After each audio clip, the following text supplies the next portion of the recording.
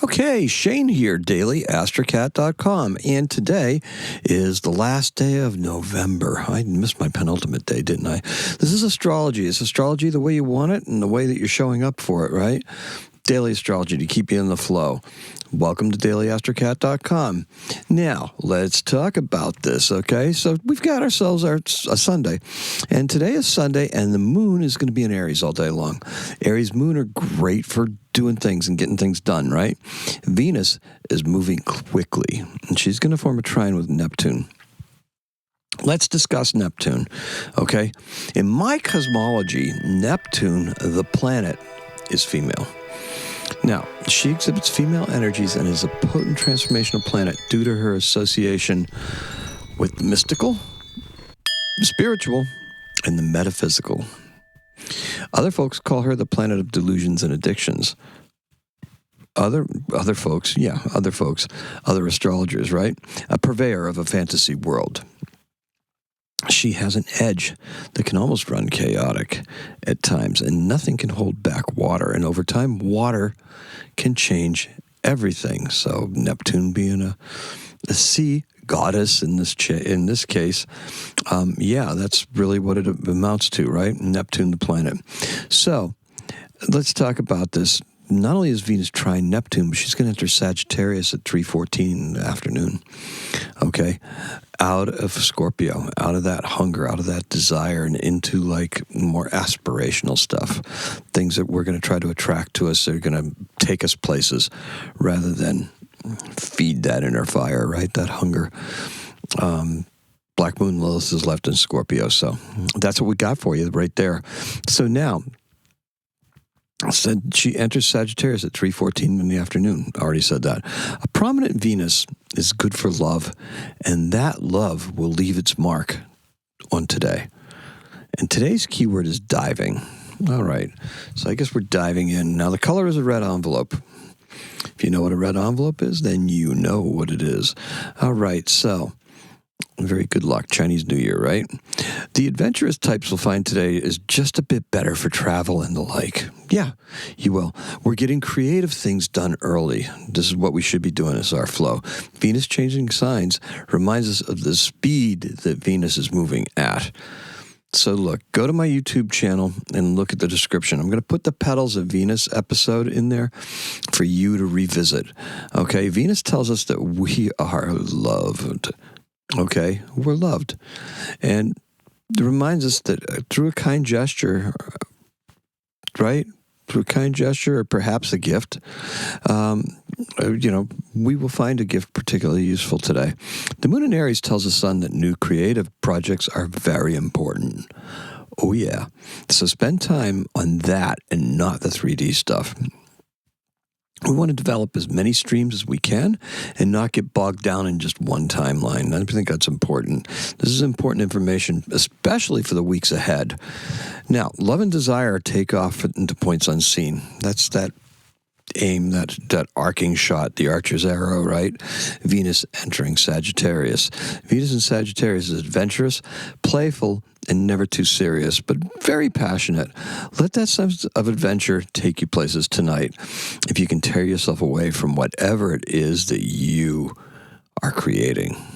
Okay? Wow. That's a lot of information in very little time. Usually I wax poetic over everything. Look, we do have Venus catching up to the sun, and that sun will put it in a superior conjunction, which means we're going to be heading towards another inferior conjunction and retrograde. That's what happens at the inferior conjunction. Coming up very shortly, not too shortly, but look at the petals of Venus. It'll tell you when the next petal will form. All right.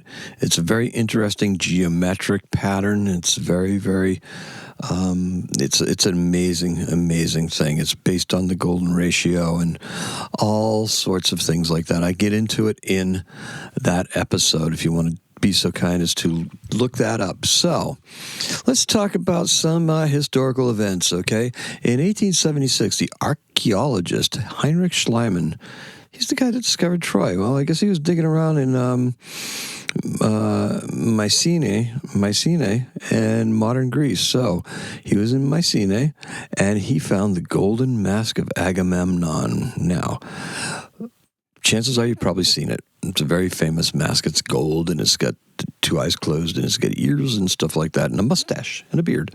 Yes, it's been all over textbooks and everything. So it's pretty ubiquitous as far as it goes. And these people go so far as to call it the Mona Lisa of prehistory. Now, I don't know, is he smiling? Yeah, a little bit maybe. Okay. Anyway, that curious smile, right? That. Okay. All right. That was my best Mona Lisa for you. And now in 1897, Quinto Magnanini. That's it, Magnanini. All right, so he's an American composer. He wrote two alumni, California Rhapsody, and a Cuban Rhapsody, and Songs of the Chinese. He's born in Fairfield, California. He died in 1974. Now, the reason why I threw an obscure composer in there was because there was scads of them born today, okay? Like literally, I think that I don't even like to say like that much, but there were so many composers that were in the first part of the whole On This Day thing, and it was just like composer. Oh, look, here's a poet. Okay, let's throw. Oh, here's a writer. Let's throw that in there. Kind of interesting, right? Yeah, it was very interesting. Then we got some other notable birthdays on this date, like Woody Allen, or there's a bunch of other people in there.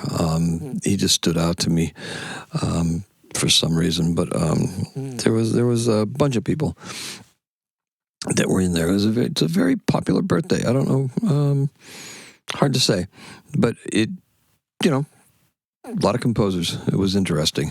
So that's why I picked an obscure composer. So he's actually a flute player, and was discovered playing with John Philip Sousa's band, and then spent most of his career in New York with the New York Philharmonic playing flute, but then he made a chamber ensemble after that, and ended up being able to write some songs, won the Pulitzer Prize for the three that I said that he had, the two alumni, California Rhapsody, and a Cuban Rhapsody, and Songs of the Chinese.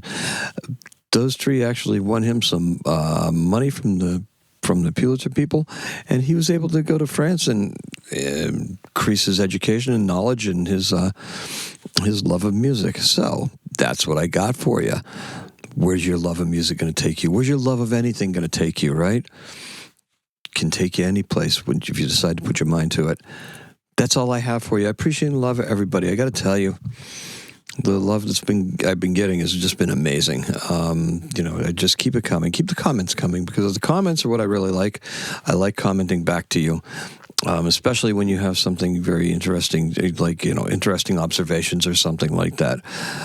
Cowboy in the 90s. Love it, right? Even on your own posts, I will, if you believe me, you like my stuff enough and you like my comments, I will start following you. And so if you post stuff, you might get a note from me. You just never know. All right? So that's all I have for you. Today is a 7. Happy astrocatting.